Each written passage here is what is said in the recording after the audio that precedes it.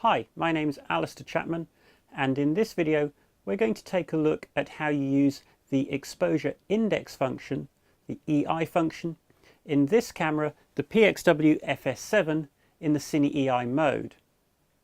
The EI function, or exposure index, allows you to rate the camera at different ISOs to alter the midpoint of your dynamic range. And this can have some benefits in post-production, in particular when you use a low EI, as it gives you less noise in your final images after they've been graded.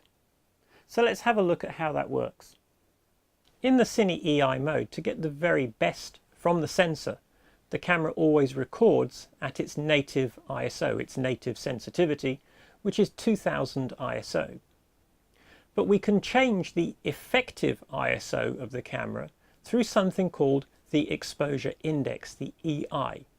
And this is actually very similar to the way a film camera or a film cameraman would have worked with a film stock, where the film stock has a fixed ISO rating, but the film cameraman might have chosen to rate his light meter at a different ISO to treat that film differently.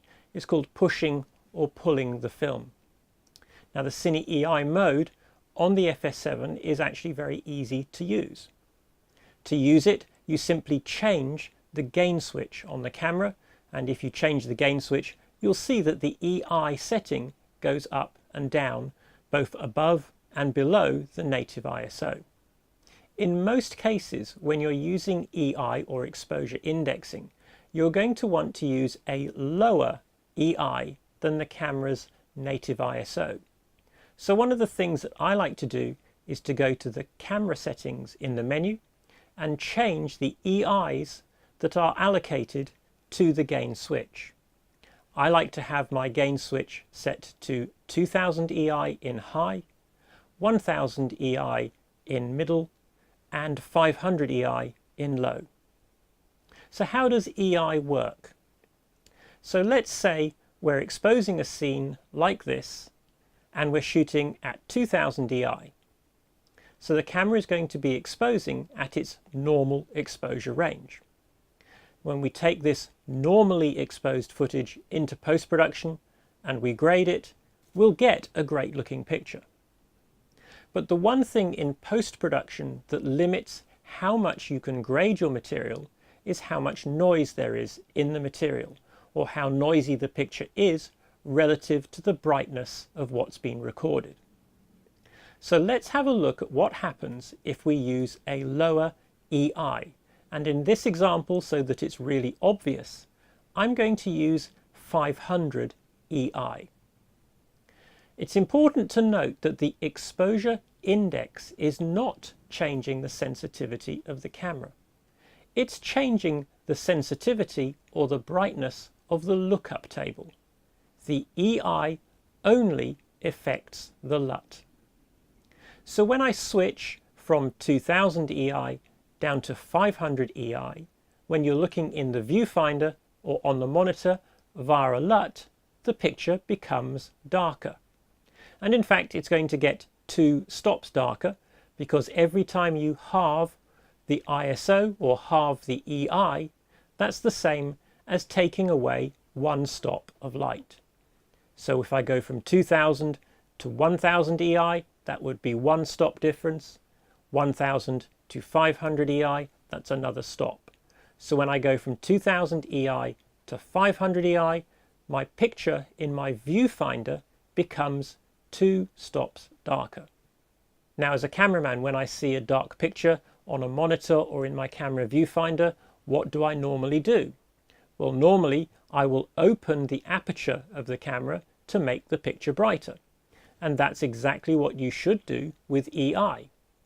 So when I see this now darker picture that is 2 stops darker than it was before, if I open the aperture by 2 stops, I come back to that same normal brightness range that we would use with any conventional video camera.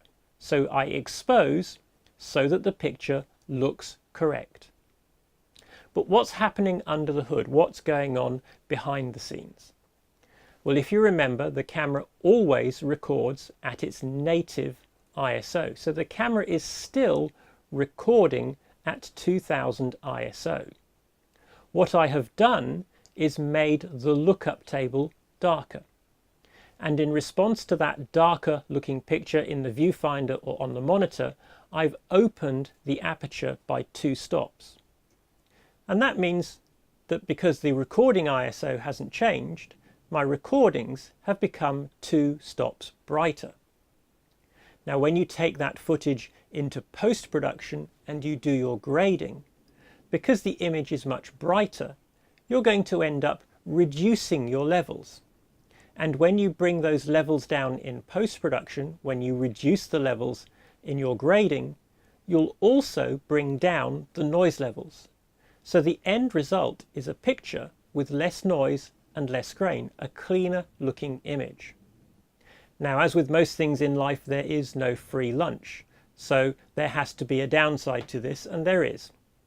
Because we've opened the aperture by 2 extra stops, we have eaten in to some of our overexposure headroom. In fact, we've eaten into the overexposure headroom by 2 stops. So this means that on a very, very bright scene, if we were to use 500 EI, it is possible that some of our highlights may be a little bit clipped.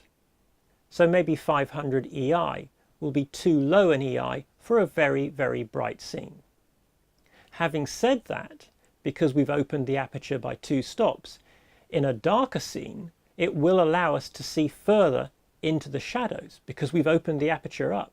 So for a darker scene, using a low EI can sometimes be extremely beneficial. In practice, what I find is that using the camera at 1000 EI works very, very well. You have a minimal loss of overexposure headroom, you're only making a 1-stop difference, but you do gain a significant improvement in the signal to noise ratio in post-production. So you have a much cleaner, less grainy picture in post-production, and this increases the amount of grading that you can do and makes grading easier. So my recommendation to you is to use an EI of either 800 or 1000 as your general purpose go-to EI settings. I find that works extremely well.